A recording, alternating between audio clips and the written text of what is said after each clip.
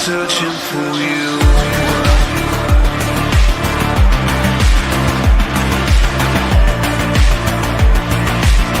I'm still searching for you.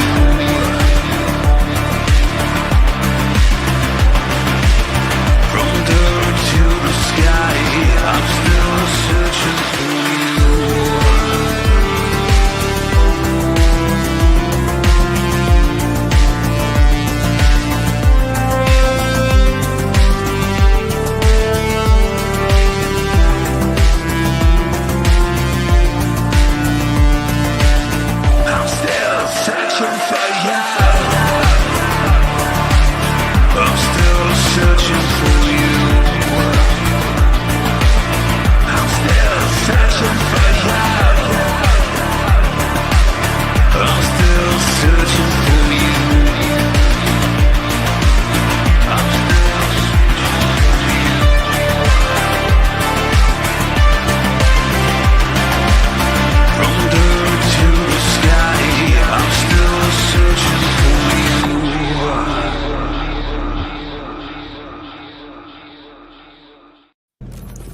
Wake the fuck up, samurai. We have a city to burn.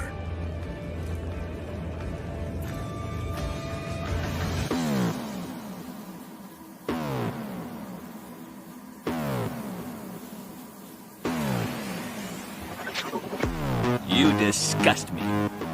Who gives a shit? Go on.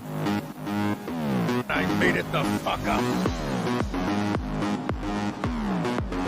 And it, and it, and it, and it, and it is glorious! And I run, and I kill, just for fun, just for fun, just for fun, just for fun, just for fun, just for fun,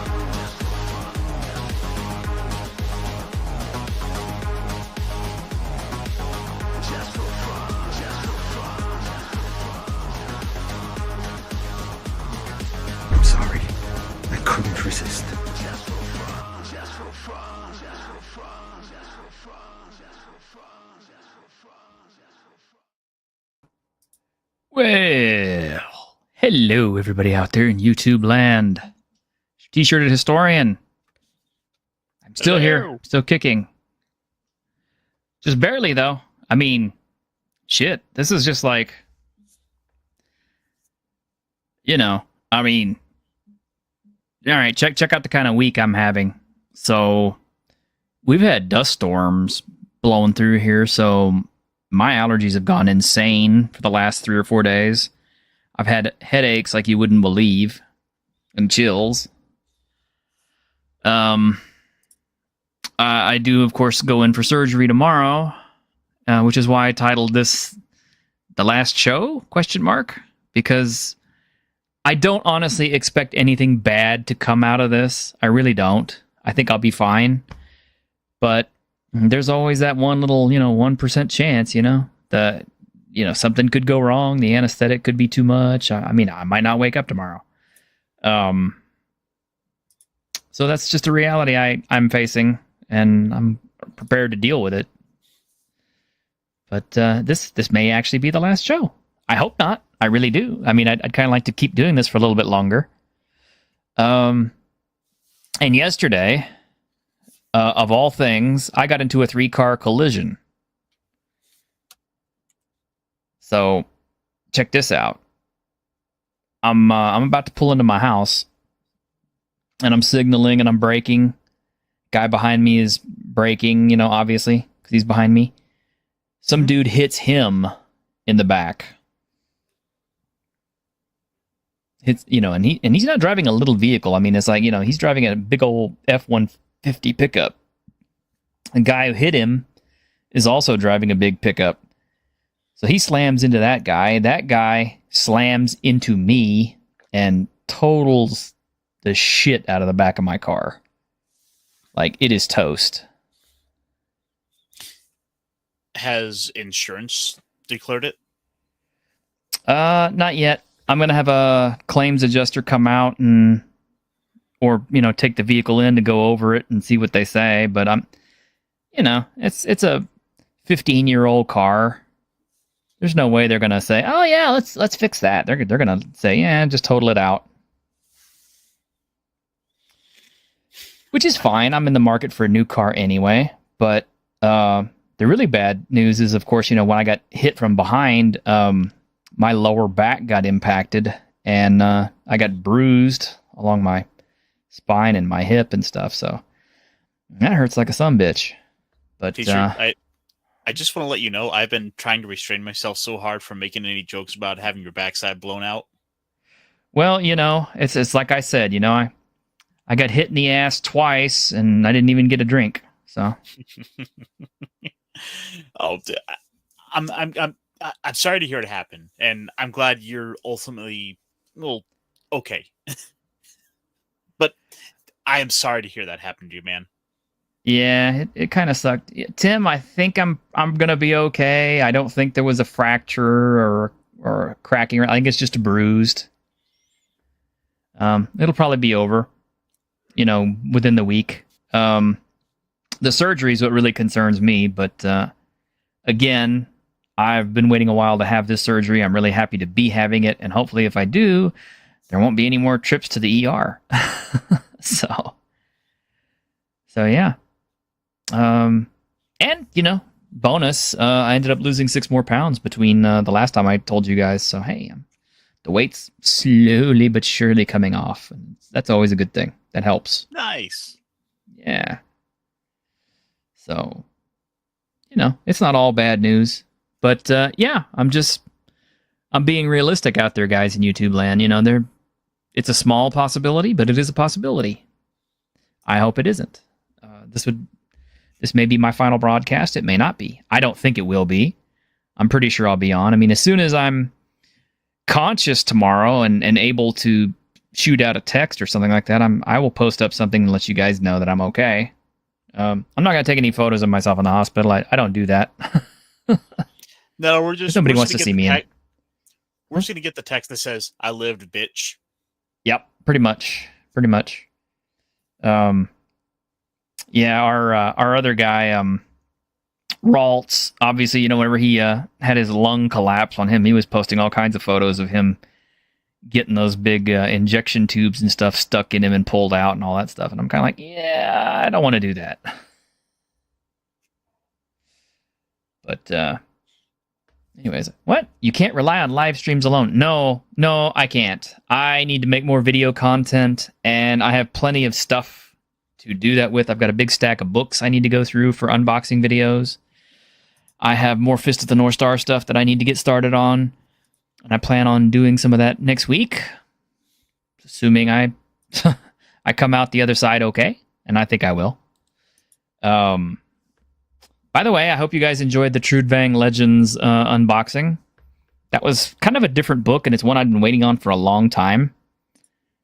And I can't overstate how gorgeous that book is, but yeah, man, so much of it is devoted to spells.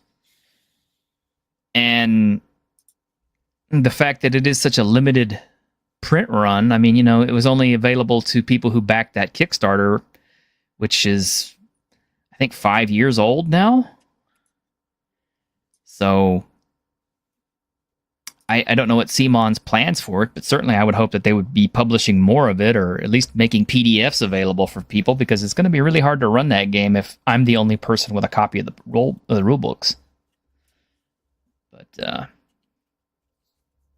yeah, I know, Tim. Live streams can be fun, but sadly a channel can't survive on them. Which is another thing too. I'm also thinking about is what I can do to increase my number of shorts on the channel, and I'm just thinking, I think I just need to go ahead and start making shorts of t-shirt rants. Well, you know, I mean, your monologue would make a good little video to cut off. Well, I don't want to actually clip from my monologue on a live show. In fact, I don't want to use any clips from live shows because, you know, YouTube has that bad habit of picking up on reused content and hitting you for it. So every single thing I put out, whether it's a live stream or a video or a short, I want every single thing to be unique, original, and totally free of having been said already. Yeah, I get you. You don't want people who might look at it and say, "I've already seen this." Mm-hmm. Well, I don't want the algorithm to look at it and say that. You know, I don't want the AI to look at it and say, "Oh, well, he used this content already." The one thing I have heard, and I know this is especially true with shorts, is that you actually don't necessarily want to notify your subscribers because you want people to click onto them that aren't necessarily subscribed. Mm-hmm. So it's and like the funny thing is, oh, just because like it's unfortunate for the subscribers, but the important thing is also you do want more people to click on them that haven't been. mm-hmm. The funny thing is the short that ended up getting some of the most traction was the G.I. Joe Death of Duke short clip that I did. You know, anytime you put out something with a hashtag of G.I. Joe, it's going to get some news. And hey, Daniel, Driving and Dragons, it's good to see you, buddy. I've been watching your shows here lately, listening to your to your stuff about Condor and the Bro SR, and Sandy Peterson. And I gotta say, man, having Sandy Peterson on the show is still like the highlight of my year so far. I mean, the year is still young, but dang, man, that was a huge feather in my cap, I think. I mean, to be able to talk to, you know, a legend like that, it'd be great to talk to some more. I mean, with any luck, maybe I can maneuver a few more into the chair to talk to. I'm working on Faderhead though, little by little. So Well, that might be cool. We gotta keep trying at it. Yeah, that's all we can do is just keep trying. We keep whittling away at it one day at a time. That's all we can do. You know, as James Bond once famously said, 16 no's and a yes is a yes. Did he actually say that? No, I think it was like a Saturday Night Live parody or something? Something like that. I'll take the rapist. That's therapist. We were going to talk about this on Saturday, but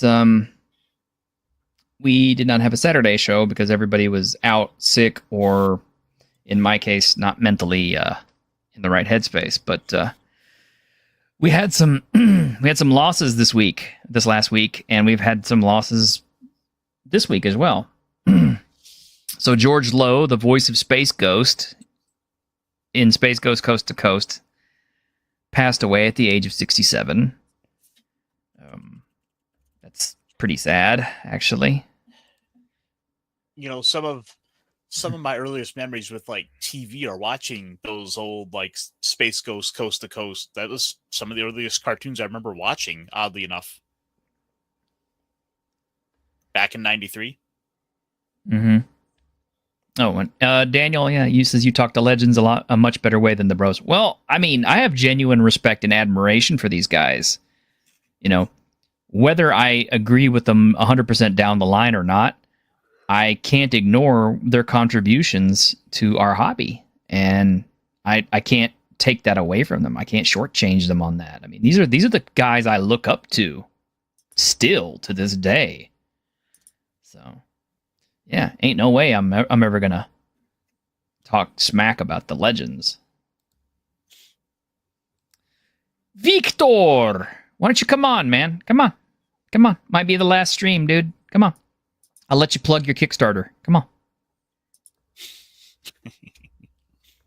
I know he wants to plug that Kickstarter. Oh, man. It's been so long, Victor. I almost forgot what you sound like. I know. Victor, Strange. Victor, you've been gone so long, I turned into a cat. Yeah, there's a story behind that, I'm sure. Is that TSR artwork on the background, or is that the WotC artwork in the back, or what? Final Fantasy. Ah, okay. We did lose Gene Hackman, 95 years old, and under some really weird circumstances, huh? Oh, really weird story. Yeah, it is a really weird story. You know, it's like he and his wife and one of his dogs died, and I kind of think it must have been carbon monoxide. I mean,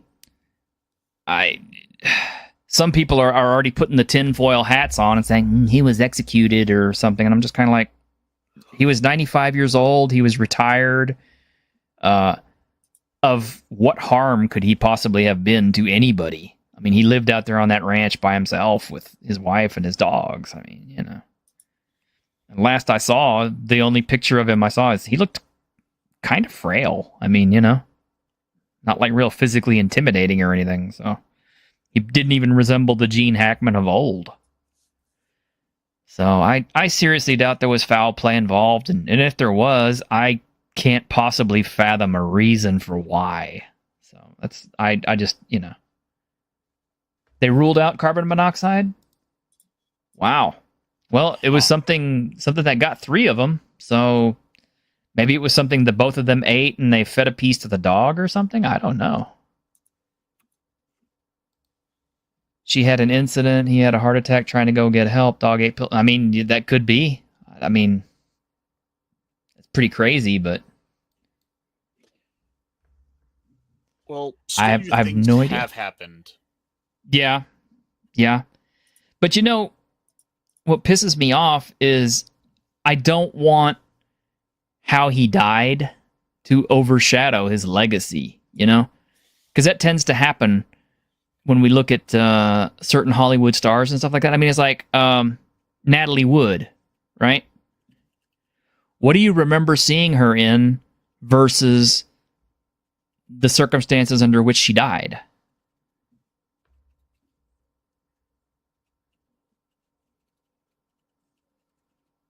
See? I'm not actually sure what I've seen her in. Right. That's my whole point. It's like she had a career. She's been in a lot of movies, but most people remember her because of the circumstances under which she died. And there was, you know, questions of whether her husband did her in. And, you know, that tends to be the big thing, you know.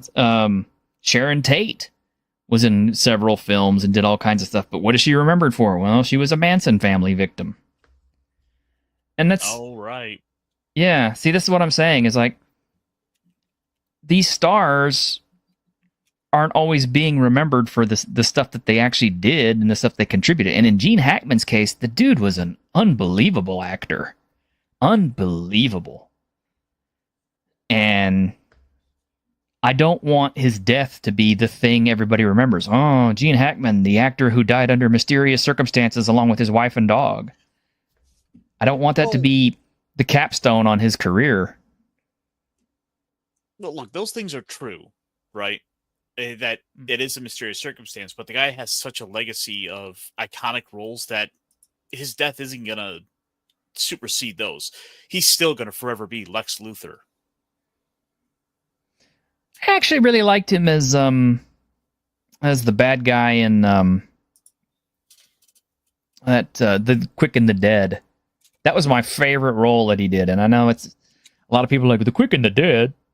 That wasn't even a good movie, and it's like, oh, it was a fun movie, and I liked Gene Hackman in that role. But I mean, obviously, he did lots of other stuff too.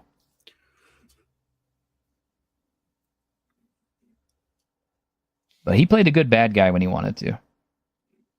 Oh, he had a bunch of good roles. Yeah. I mean, you know, we could go through this entire list. We'd be here all night, but... Did you ever see Welcome to Mooseport? No, I didn't. Yeah, it was like one of his last movies he did, where he was this high prominent politician who wound up trying to run for like a local town mayor versus Ray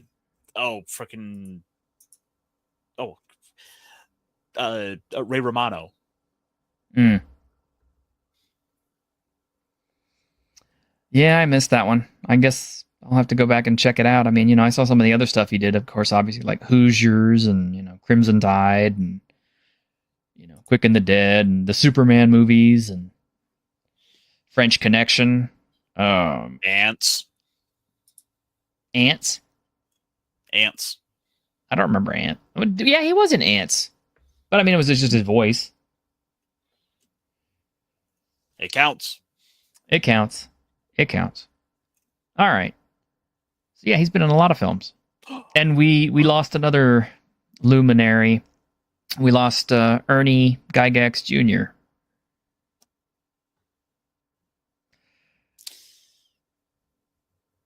And that's the one I think a lot of people really, in our neck of the woods, really remember more than anyone else, I think. Because, you know,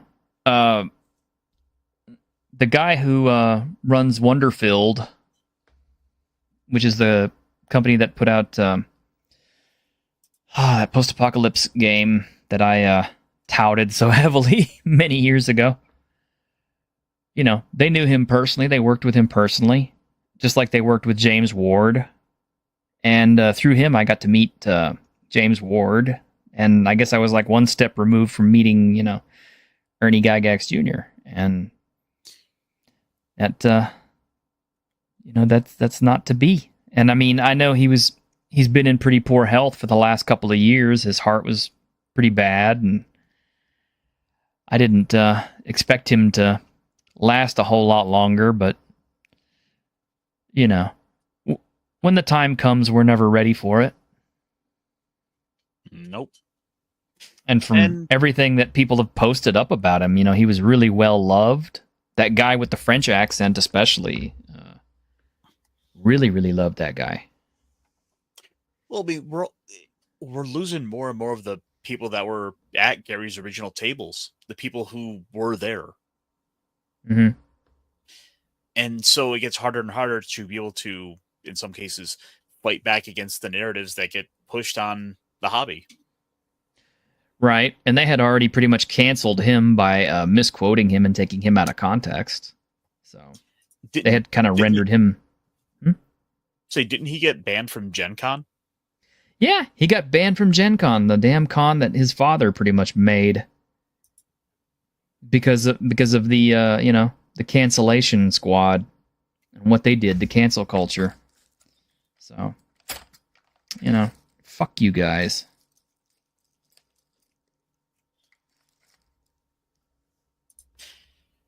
It's just, you know. I mean, all the guy liked to do is, you know, run games and hang out with his friends and have a good time. He wasn't a threat or a harm to anybody. He didn't have any evil politics or anything in his mind. He was just, you know, he was just a guy who, you know, loved his father's legacy. And, you know, a lot of people tried to use him.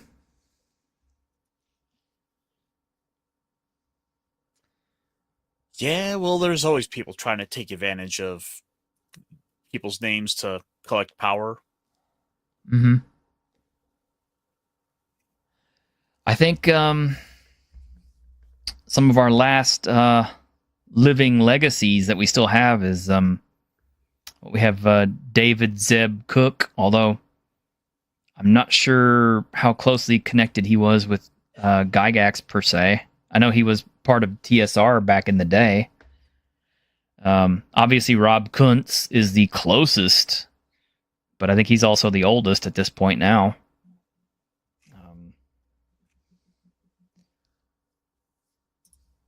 I'm not sure how old Luke Gygax is, but I don't know about him.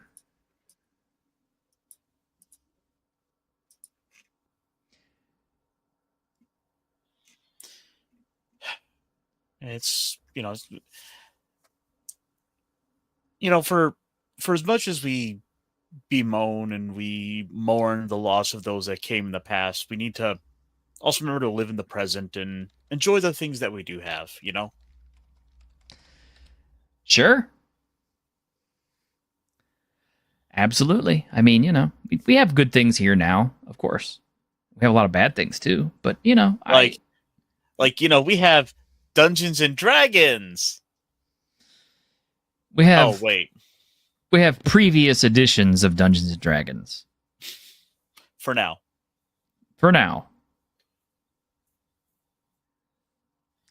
We also have alternatives to Dungeons and Dragons if we don't want to play 5th edition.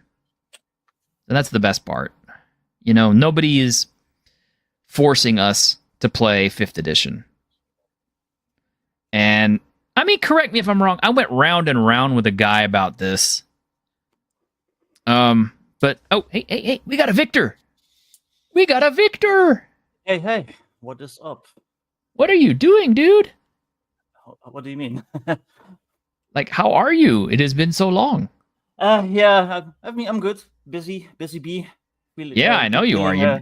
Yeah, I'm feeling very antisocial lately, hence, I haven't really done any streaming. But Well, I'm glad you took a time out to come see us. Well, I saw your title, so what's up with that? I didn't see the start, so if you want to, rehash that real quick, if you don't mind. Oh, yeah. I'm going in for surgery tomorrow. Oh, okay. And I don't expect anything bad to happen, but there is always that one little, percentage. Yeah, you never know, dude. Yeah, I mean, not not to be too much of a downer, of course, but I understand. Yeah, no, I mean, I've kind of accepted it too. It's kind of like there's a chance I'm not getting up off this table when I get there. But, well, I hope you do. So I do too. I would really not like this to be the last show. Yeah. Yeah, no, I saw the title, so I was like, let me check in real quick, see what's up. No, I appreciate it. Kind of hoping some of our other guys would show up too. I mean, especially Grim, but I don't know. He's probably busy. Yeah, it's a bit late for him. But anyway, yeah, I've got your some of your stuff coming to me. The Modern Necessities books. I think I've got 2 different copies. Yeah, so I had like a first version basically, but it had some print issues. It had had some internal errors, and then I basically did a poll with all my backers, like, hey, would you guys want me to release like a fixed edition? And most people said yes, so that's what I did. So, and then I just gave everyone like a new code basically for whoever wanted to claim the fixed version. I did. So, yep. Let's see. Oh. What's this? Have you seen how horrible the new D&D starter set looks? No, I haven't. I mean, why? That's the simple. I mean, why? We know it's gonna be bad. We don't need to look at it. Several vids today already point out that the progressive art takes. Yeah, no kidding. And the frustrating thing is, this is going to be the start. This is going to be the starter kit that a lot of people. This is going to be the first D&D set that they ever play. This is this is what I went round and round with this dude about. He kept trying to say, what, like it or hate it as a system, 5e, you owe a debt of gratitude to 5e because it brought a lot of gamers in. And I'm just, I'm like, no, it didn't.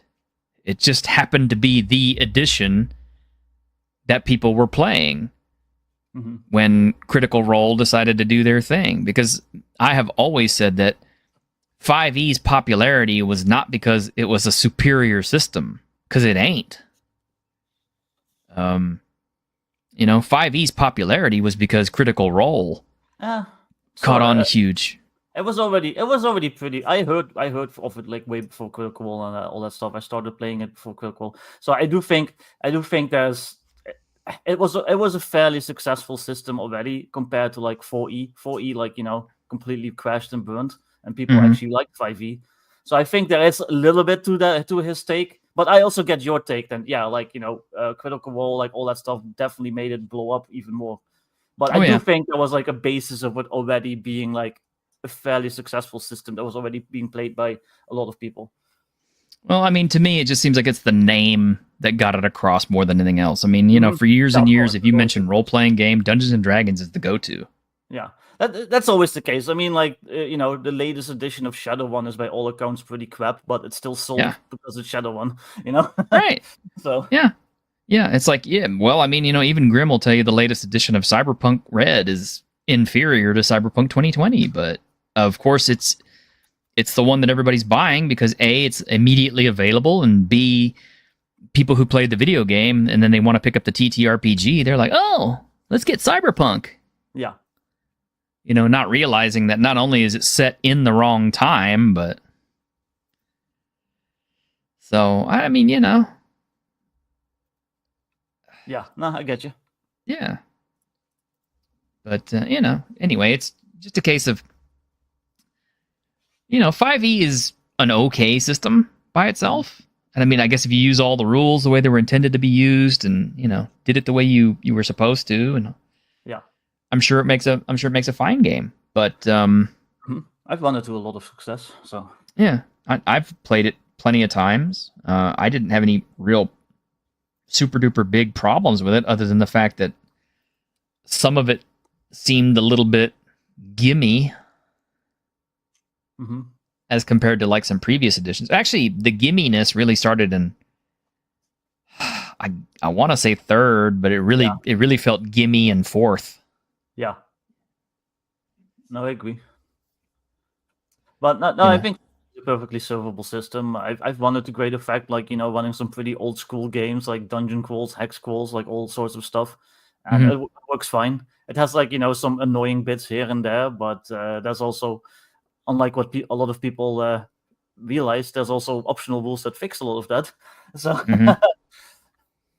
and then of course there's always just retooling it to suit your own purposes. Of course, you'll always have that purist crowd out there screaming. It's like, well, how many rules do you change before it becomes an unrecognizable system? And when does it become a ship of Theseus?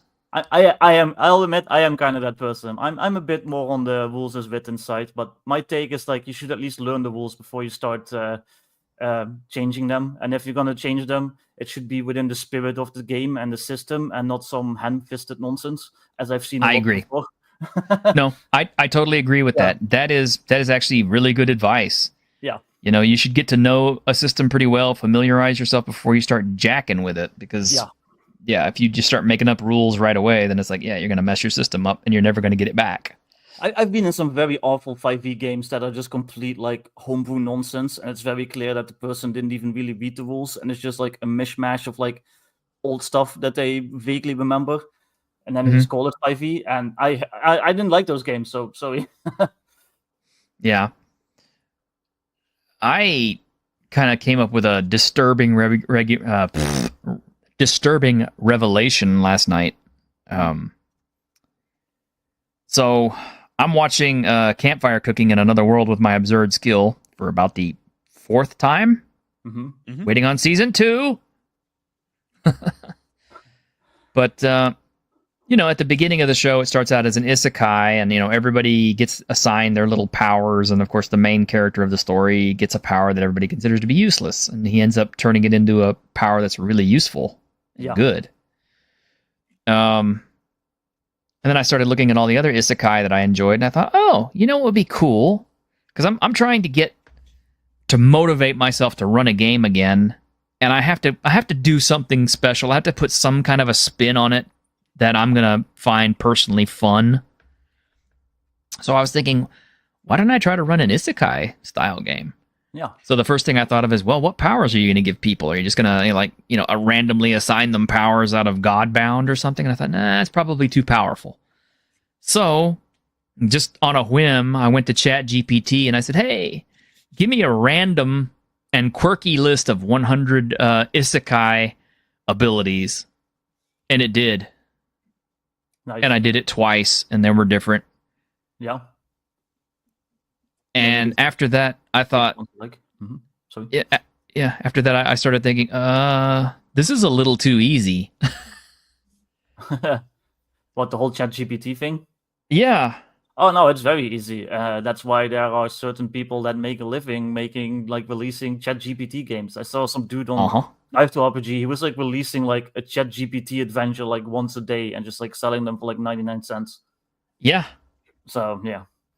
I mean, I started thinking about it. It's like if I really wanted to just cheat people out of money, or I just wanted to make money quickly, I could start putting out hundreds of lists of stuff, just random things, 100 random things you find in a cop's pocket or something, that kind of book that they sell on Drive-Thru RPG.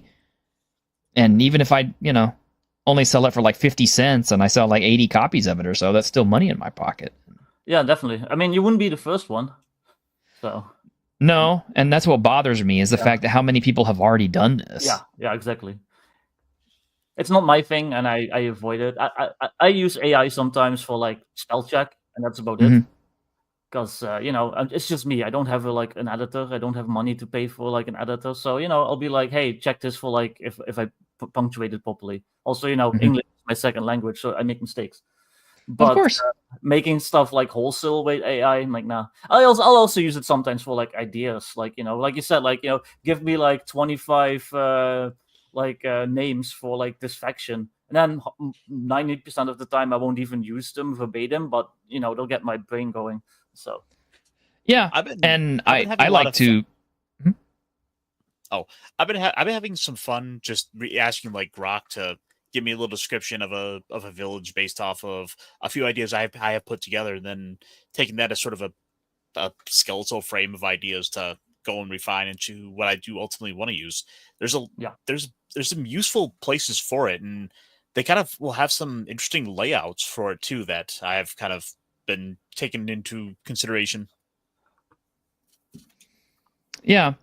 AI, I think, is a good thing if it helps inspire you, because I definitely use it to figure out characters or to, generate more interesting ones by having conversations with them. But, I don't want to completely base anything that I write or anything that I create on nothing but ChatGPT. Yeah, no, exactly. Using it as inspiration is fine, I think, because to me it's no different than just Googling inspiration, like we used to have to do, or going to one of those sites where it's fantasy name generator. Those have existed since the early 2000s at the least, if not the 90s. So to me that's no different than that. But yeah, having it describe your book or your adventure wholesale, and then just copy pasting it and selling it for $2 on Drive-Thru RPG with some bad art, I think that's pretty scummy. Yeah. And speaking of bad art, I don't really want to. Huh? What? Oh, I just. Where are we going? Oh, well, I don't want to really attack Condor. I am going to say that I think it's great that he is actually throwing his hat into the game creation ring. And, I applaud him for actually getting something out there. But having said that, I definitely think his book can use quite a bit of refinement and probably a bit of playtesting. Because specifically, one of the things that I found was that among his charts were times for creation, and I was kind of like, we can't, well, let me find the particular passage here. Hang on a minute. Well, I mean, I've largely, I will say, as far as Condor is concerned, I've largely held off on really criticizing because, if nothing else, he's put something out which is frankly more than I've done. So I will say props to him for actually getting a book completed. Yeah. Yeah. Now, And that you know, said, beyond that, the work itself is fair for criticism. Exactly. And that's the thing. It's like no work is beyond critique. I mean, you know, you can show me the best film in the world, Blade Runner. That's my opinion anyway.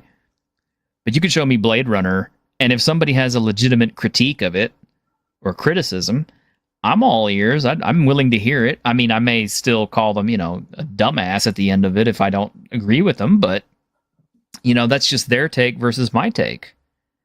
And that's the thing. It's no Street Fighter the movie. Nothing is Street Fighter the movie. It was kind of a one in its own. But yeah. One of his pages, he's talking about improved leather armor. And it says rogue crafters can now make high quality leather armor. And I guess it's at level 8. It says light leather armor plus 40 to armor target number and 15 hit points. So he's using a system of his own. So it's you know, kudos for not using an established system and just building off of that. You know, you're doing your own thing. That's great. Yeah.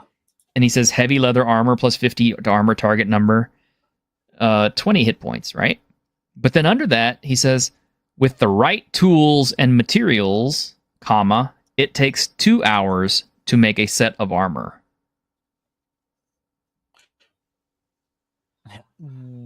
What kind of armor was that again? Light leather or heavy leather? Oh, maybe the magical tools. I don't know. I mean, yeah, Like- with magical tools and materials, yeah, I guess it would take 2 hours, but outside of, you know, like maybe a pre-assembled, you know, like an electrically powered leather stitching machine and, you know, mechanical cutters and everything else, I don't think you can do that in 2 hours. And I mean, by comparison, I looked up how long it takes to, you know, a saddle maker to make a saddle, right? Mm-hmm. Similar idea, similar design, I guess. And the only reason I picked a saddle is because I actually knew a saddle maker who made armor for us SCA guys. And it says on average, a saddle maker can take between 50 to 100 hours to make a saddle, depending on the complexity of the design and the skill level of the craftsman, with custom saddles often taking significantly longer due to the personalized fitting process. And yet this guy is able to build improved, high quality. I mean, these are his words. I'm not making this up. This is in his words, black and white. Improved leather armor, high quality leather armor in 2 hours. And I'm just like, how? I guess it's a little bit video gamey. I mean, you know, if you play like Conan Exiles, you can just like make like armor instantly. But Well, yeah, I don't know. Conan, Condor and me don't see eye to eye, but you know, as a semi-professional game designer, I have to be a bit diplomatic. So I wish him all the best from one creator to another. Like you said, at least he's making his own system. So hey, Condor, good luck if you're listening to this. Hope you sell a lot of copies. Yeah, I mean, you know, and that's all I can do too. It's like, yeah, it's like, you know, my advice is, you know, don't be put off by criticism, because, you know, it's through criticism that you get better, or that you learn where you were making mistakes. You know, and even he's already discovering things that he didn't know about the stuff that he's written. I mean, you know, he's already managed to shrink his page count and do some other stuff. And, you know, I just kind of feel like he threw a first draft up on DriveThruRPG instead of a, you know, second, third, or fourth draft that should have been proofread a little bit better. And I think he's starting to see that as well, which is why he's having to revise it and keep putting out new ones. But at the same time, I also don't think that it's right that he attacks people for leaving their legitimate criticisms or commentaries on it. I mean, there's a rating system on Drive-Thru RPG for a reason. And it isn't just because, we just piled into there to hate your stuff. It's because, we paid money for this and we deserve the right to be heard. Mm-hmm. Yeah, people have criticized my stuff. It just kind of comes with the territory. Yeah. I mean, Yeah, but right now our biggest criticisms have just been the numbers he's running for the game mechanically. This is exactly within the realm of what nerds do. Like, Mhm. Yeah. So just for example, I decided to ask Grok, X's AI, hey, how long would it take to make leather armor, like light leather armor, which is exactly one of the things he's making. Which, all right, that should be the easier one of the two. Right. And their explanation is when I get down to the bottom, they're basically saying 12 to 20 hours. Exactly. And that's with modern tools, not Yeah. taking into account tanning the leather, which would take months in itself. Mm-hmm. Yeah. Yeah. So maybe an easy fix, just change it to like once a day you can make like high quality leather armor. I think that's fair. Like, Yeah. it's a bit more realistic, plus it still falls within kind of like the whole gamified thing that you want for an RPG. So Well, I asked the hobby's biggest nerd that I know, the biggest number cruncher that I know. I asked Alexander McCrease. yeah. I said, in Axe, how long would it take to make armor? And he says Axe would say 2 to 4 weeks or 80 to 160 hours based on the armorer's level of proficiency. Time can go down if you have more finished materials to work from. And again, maybe that's what he means by, having the right tools and materials. I mean, it's like, if you got a whole group of people who are just like basically working with you and handing you finished pieces to assemble, to stitch together, basically, then yeah, I guess you could maybe put together a suit of armor in 2 hours. I mean, you'd be nose to the grindstone on it. Because, stitching, I mean, unless you have a machine that stitches, stitching leather by hand is not easy. Yeah. Punch through it. Mm-hmm. How much simulation do you want? Well, that's the thing, Jonathan. I think a reasonable amount of simulation is kind of what you should expect in a game. I mean, unless the DM just wants to come out there with, no, man, it's all just done by magic. It's all magic. Just stop worrying about it. In which case, it's like, okay, all right, well, I'll stop asking about it. I mean, it's all, if magic's doing all of it, then okay, I guess that's the way it's done. I ain't got no science for that. Well, for my own game, I would probably say it would take probably 2 to 3 days to make a set of leather armor, just to keep things, at least to at least make time matter for what you do, as well as within the times of, it's not as super realistic as like it's going to take you literally weeks to make one set of armor. I would maybe do like a D4 wall, and it's like 1d4 days or something. So if perfect. you're lucky, it's a day. If you're unlucky, it's 4 days. I think that's fair. I think so. Yeah, Magnificent Devil hits it on the head. This is more of a question of verisimilitude than simulation, which, the world kind of has to make sense. And, the other part of that doesn't make any sense is this is a rogue that's putting together this armor, okay? So, if a rogue can put out high quality, superior leather armor of heavy or light quality that quickly, why would he ever need to be a rogue beyond that? I mean, it's like you're at that level of competency that you can mass produce a good that quickly, one every 2 hours. You have a bona fide business. You don't need to steal anymore. You can become a legitimate businessman. Maybe he cheats his customers. I don't know. I mean, I don't know. It's like, that leather maker over there used to be the biggest thief in the district, but now he makes leather armor. Yeah. I don't know. I mean, it's just these little questions always creep into my mind when I see stuff like this. And that's just one little example. I mean, I have not pored over Condor's book. I'm not trying to find faults with it. I'm really not. That just happened to glare out at me as I was looking through some of the pages. And, I saw that and it kind of floored me because I'm kind of like, I don't think you could even get the time down that fast in Pathfinder. Yeah.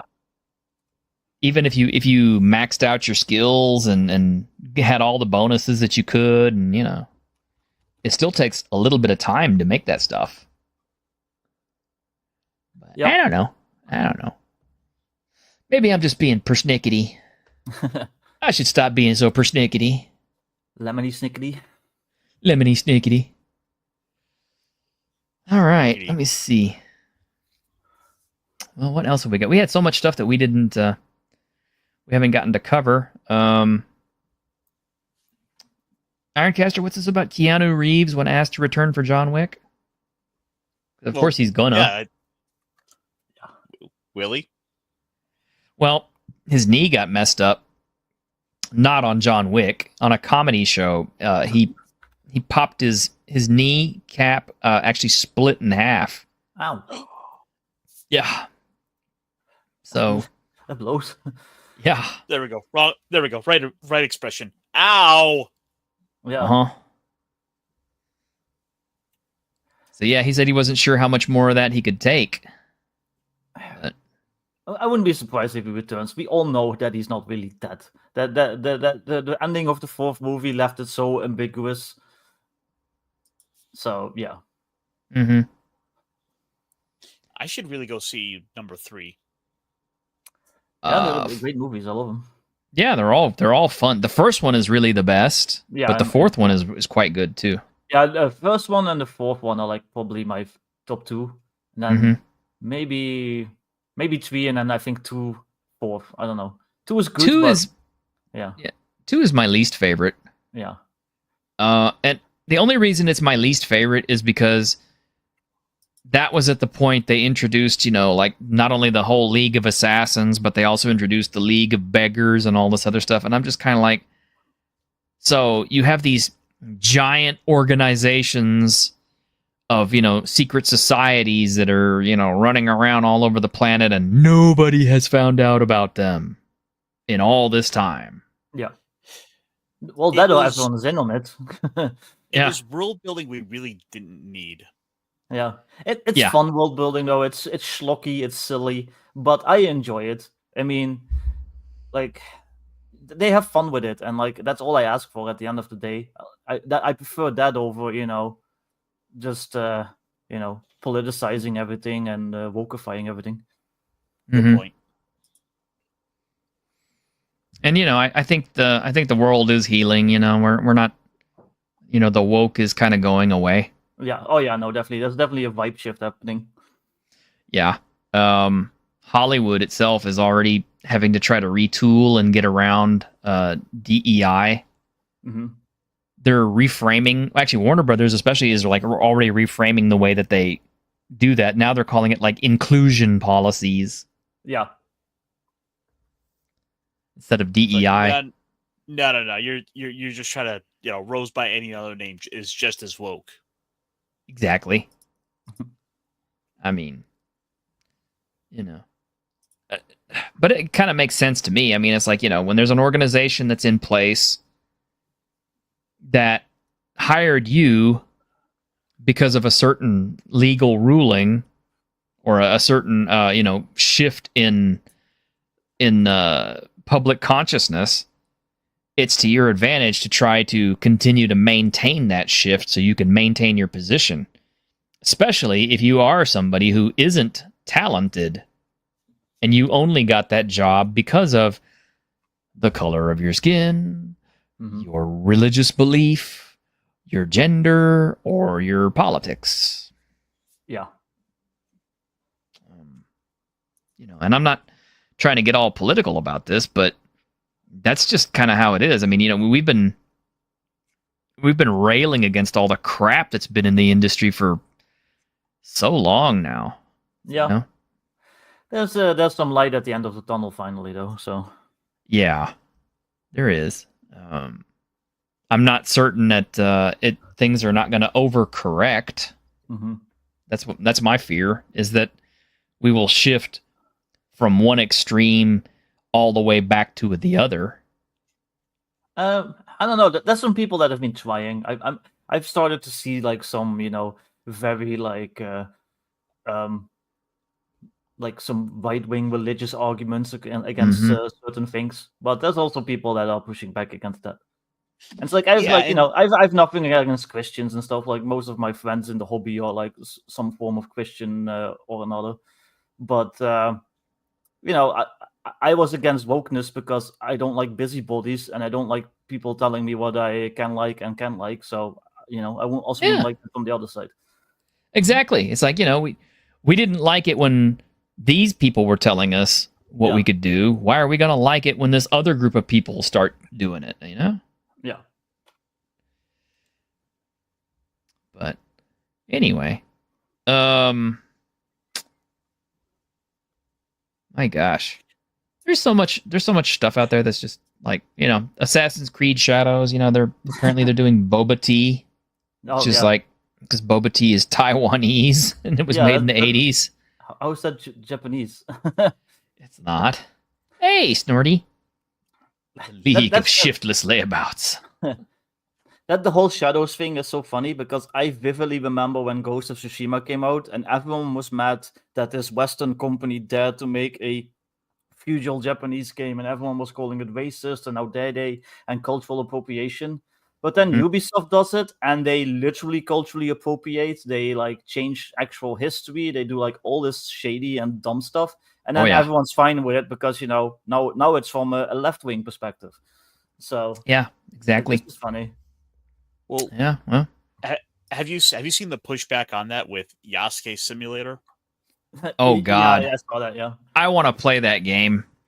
I tell you what, if enough of my people out there who are subscribing, if you guys will comment on this video that you want me to play Yasuke Simulator, I will buy the game and I will do some live streaming of Yasuke Simulator. That is my pledge. Anybody who's listening to this, if you want me to do it, I will do it because I think that would be funny as hell. I may just do it anyway because it's funny as hell. But I'm gonna push you subscribers to make comments and stuff and let me know because I want to interact with you guys more anyway. And Should we show them Yasuke Simulator on the way out? no, I have some other fun stuff. Okay. Okay. So anyway, let me share my screen here. My controls are all reversed now because of the way that the new layout is, but this is something I've been wanting to bring up anyway. But for you old G.I. Joe fans, Nice. yeah, if you remember that one particular episode where Zartan and the Dreadnoks played as a heavy metal band called Cold Slither. Yeah. Yeah, they're actually releasing the figures of the Dreadnoks and Zartan as Cold Slither, and I think that is the coolest thing ever. Yeah, that's fun. I mean, Sadly, this is looking to be a San Diego Comic-Con exclusive. well, the best shit always is, isn't it?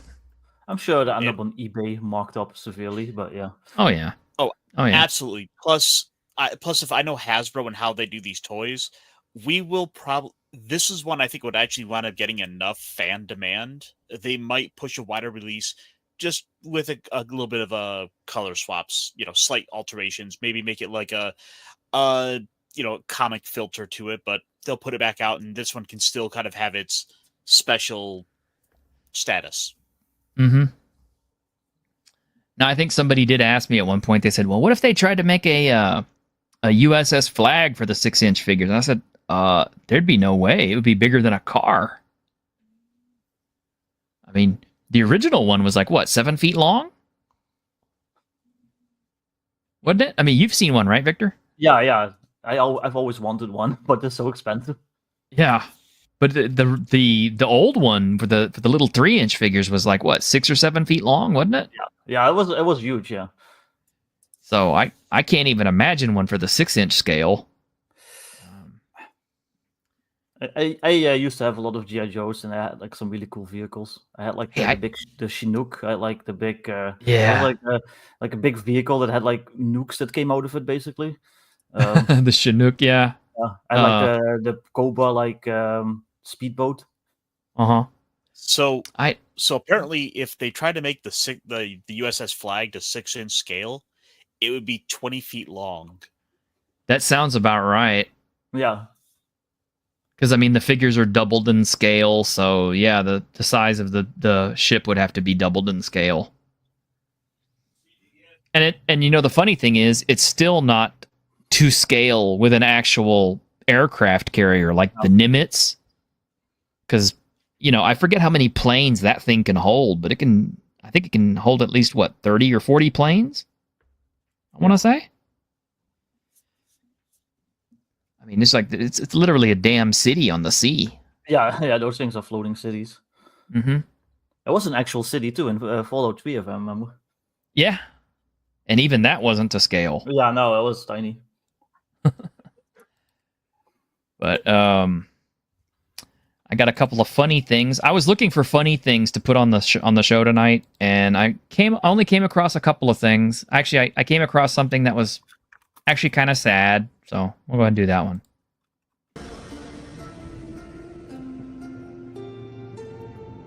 I've never played Warframe, but now I want to after seeing this. Oh, yeah. I played it a little bit, but it's so much grinding. That's what I've always heard, is it's super duper grindy. I was very confusing because there's so much to do. We couldn't control. We drugged them, tortured them, eviscerated them. We brutalized their minds, but it did not work. Until they came.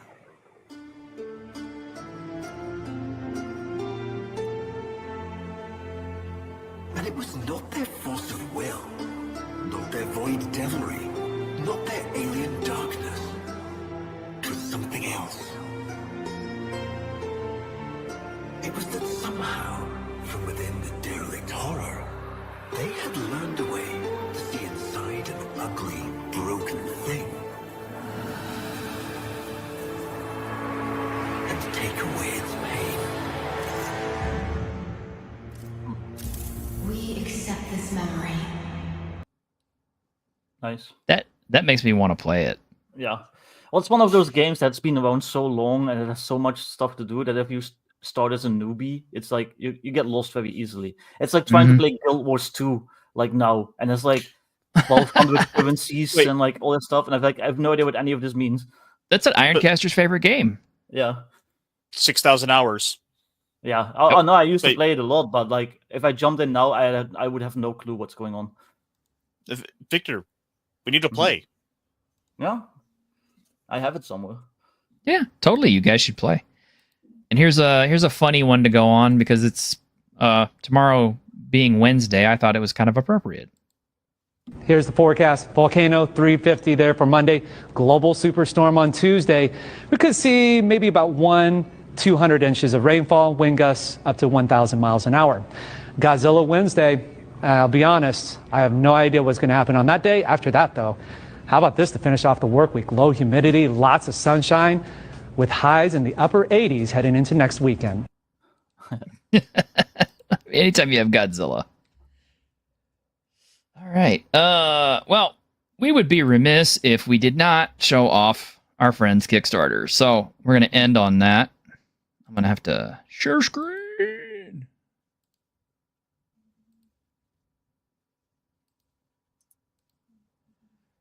So, okay.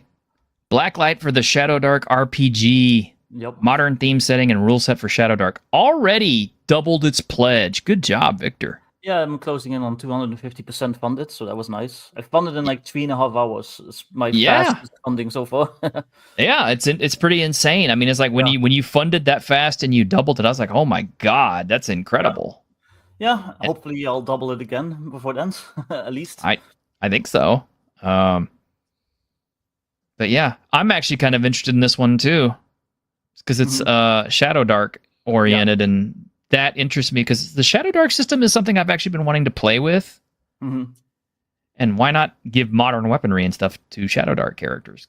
I like Shadow Dark a lot. I also think Kelsey Dion is one of the nicest, coolest people working in the industry right now. I do say that with a little bit of bias because she recently helped me out a lot with some drama that happened, and she was very helpful. So I am biased a bit, but no, I totally get it. And you know what? You and your interactions with her are what changed my mind about Shadow Dark. Yeah. So, kudos to you, kudos to her. Yeah, and even since then, this happened like a couple days ago. Even since then, she went above and beyond to help me out with an issue that I was having. So, yeah, Kelsey is awesome. By Shadow Dark. So, what we have is rules to bring Shadow Dark to the modern era, including mechanics for gunfire, explosions, expanded weapon ranges, variant of a torch mechanic to simulate draining of batteries. That's cool. 8 new classes. Psionics, which that's neat. This is a way to introduce psionics into Shadow Dark. Yeah. That also kind of you get out of mind. Well, I mean, that actually kind of fits the theme a little bit because usually whenever... Okay, hear me out on this. But it seems like anytime you have like medieval fantasy type settings, magic is of course the big thing, right? Yeah. But anytime you have modern settings, it tends to be psionics and psychics. Yeah. So it fits. Well, this setting has both, but Shadow Dark already has magic. So I just, was like, why rewrite magic when Shadow Dark already has magic? And you can just take the wizard class and just make it like a modern wizard. It's like, you're an occultist working for this organization. So all the core classes like from Shadow Dark still work with this. So what we really need to do is like come out with a whole book of races and stuff. And oh, wait a minute. My other friend has been doing that. Yeah. We need to get him back on. Apparently his equipment lists are the biggest thing that people are buying his stuff for, and I don't blame them. Is that Chubby Funster or different? Chubby Funster, yeah. Yeah, I love Chubby. He makes great stuff. Chubby is a good guy. Yeah. Pretty knowledgeable too. Yeah. But we have a whole arsenal of modern day weaponry from combat knives, assault rifles, sniper rifles, machine guns, rocket launchers. Hey, do you have chain guns or anything in this? Oh yeah, of course. Machine guns, chain guns, laser rifles, like all sorts of stuff. Well, you know what I want in there? What? A 5.77 Howdah pistol. I mean, yeah, you could easily reskin one of the weapons into that. Yeah. Because the first time I saw one of those and the size of the ammunition it used, I was just kind of like, Jesus, this would break your damn arm. Yeah. But let's see. Yeah, we have vehicles. We have Kevlar vests. NPCs, of course. Adventures, which is good.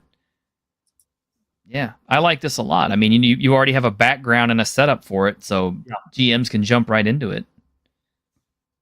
Or if you don't want to, at least you have the rules there to make whatever kind of game you want to out of it. Yeah, you can fairly easily reskin it into like generic urban fantasy of whatever flavor you desire. And I might actually use this as a jumping off point at some point to make a more generic like urban fantasy Shadow Dog game.